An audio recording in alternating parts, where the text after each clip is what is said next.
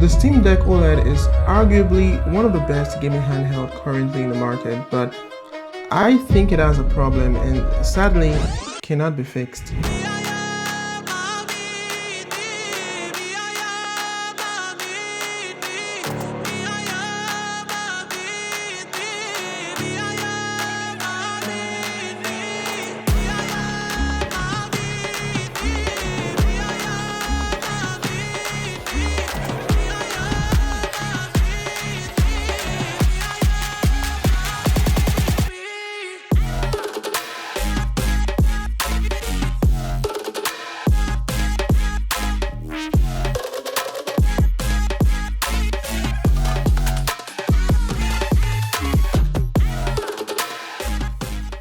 Three, two, one, talk to me. So over the past couple weeks, like I said, I tried really hard to love this device. I've always loved everything about the Steam Deck, believe me. The design, the ergonomics, the display, and the premium feel, and how it's optimized to run Steam games. And so I was, kind of like looking for something to justify getting at least a Steam Deck OLED alongside my Legion Go, but I just didn't find any. And believe it or not, this would be the third time I've ordered the Steam Deck OLED, and sadly we'll have to send it back again. So now, before I tell you about what the problem is with the Steam Deck OLED and why I said it cannot be fixed, first I would like to share with you a short story about my experience with the Steam Deck OLED and why I have given it so many chances that I did. So long before the Legion Go or even the ASUS ROG Ally came out, I've always dreamt about having a Steam Deck device. For me, it was just the ideal handheld gaming device and felt more like an upgrade from the Nintendo Switch OLED, which I also got at some point but immediately returned it that same day. And the reason I returned the Nintendo Switch OLED in the first place was because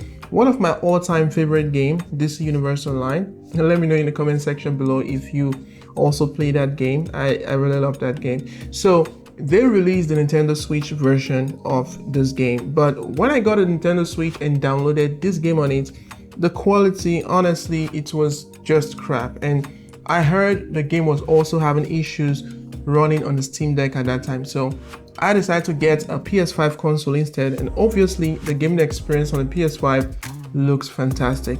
And one of the features that I really loved on the PS5 was that you can run games in HDR, and the performance was top notch. It was just awesome, which makes most games look really amazing and immersive. You get those deep blacks and those vibrant colors. But then a while later, the Steam Deck OLED version came out with a significant spec bump from the LCD version, from 60 Hz refresh rate to 90 Hz, a bigger battery, and I think a bigger display, 7.4-inch display. And to my surprise, it also supported games in HDR up to 1000 nits of brightness. And so at this point, the Steam Deck OLED was, needless to say, a must-have, and I had to sell my PS5. Now, not because the PS5 wasn't great.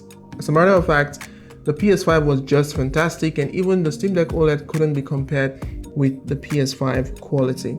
But the problem was it wasn't a handheld device or something I can, carry around all the time. And the PS5 Portal was honestly, for me, just crappy. That was garbage. But then at this point, other Windows-based handhelds were already released, like the ASUS ROG Ally and then the Lenovo Legion Go. But I really didn't think much about them at that time because, those who used and made a review of them spoke about how buggy they were, especially the Legion Go, which was pretty buggy earlier on, like the no updates at that time. And so if you'd asked me that time, I'll tell you that the Steam Deck OLED was definitely the best gaming handheld at that time. But after I started my channel, I decided to get all three devices with the goal of doing a review about each of them, but ultimately keeping the Steam Deck OLED for myself. At least that was what I thought would be the case. So first, it was a comparison between the Steam Deck OLED and the ASUS ROG Ally. If you've seen the video, I made a video right there, which, comparing both performances and resolution difference, my perspective completely changed about the Steam Deck OLED. So at this point, it was already hard for me to say I want to keep the Steam Deck OLED. The ASUS ROG Ally just felt better, even though lacking those other features that the Steam Deck OLED has. But the deal breaker was when I decided to try the Lenovo Legion Go and compared it to the rest of them. So after that, there was definitely no way I was going to go back to the Steam Deck OLED. It just seemed impossible, and so I had to send the Steam Deck OLED back for the first time. But a week later, I reordered the Steam Deck OLED to try some new games with frame generation and lossless scaling to see if it would, change everything, okay? But while it did change in terms of performance and FPS, it just felt a little bit off. Like it felt like there was a trade-off in terms of quality just to get a higher FPS. So for the second time, I had to return it again. I know there are a lot of people out there who focus a lot on FPS and who are actually willing to play games at a lower quality just to get a higher FPS, but that's just not me. For me, quality matters, and 45 to 60 FPS is just a sweet spot for any game that I want to play. I mean, what is the point of having a vibrant display, HDR and all, if you're going to play it in a lower settings anyway?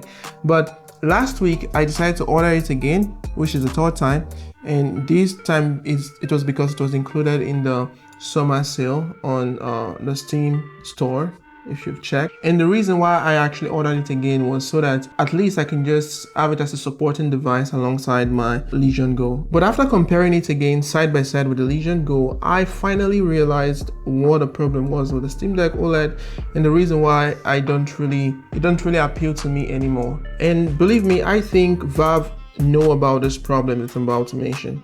And I also think that Lenovo saw this flaw with the original Steam Deck, putting it into consideration when implementing this Legion Go. Because when I placed the Steam Deck OLED alongside the Lenovo Legion Go, I can't help but think the Legion Go is what the Steam Deck OLED was supposed to be, but better. Lenovo caught the flaw and made it their biggest selling point, making the Steam Deck OLED honestly feeling outdated. Sad to say, but it's the truth. And like I said, I believe Valve already know this mistake and realize that there's nothing that they can do about it at this point, but to keep supporting the Steam Deck OLED with software updates and optimization until all their units are sold. I also believe the Steam Deck 2 will definitely be way better. So what is that important thing that they missed on the Steam Deck? Well, it's not a GPU for overall performance if that's what you're thinking about. It's nothing to do with that. And when it comes to performance, I wouldn't say that the Steam Deck OLED is great. I wouldn't use that word because obviously it's currently outperformed by the Legion Go and even the ASUS ROG Ally. But I think the Steam Deck OLED is okay and well balanced, and it's made for a particular kind of audience, to be honest. Everything else about the Steam Deck OLED is also great, and sometimes I do wish that a Legion Go had features like HDR and better battery efficiency. The Steam Deck OLED also leads the market with 600 nits brightness and up to 1000 nits of brightness with HDR. Steam OS is super fluid and looks gorgeous, and in terms of ergonomics, the Steam Deck is the most comfortable handheld to hold for a long gaming session with the longest battery life as well. The speakers are also great, at least better than the Legion Go in my opinion.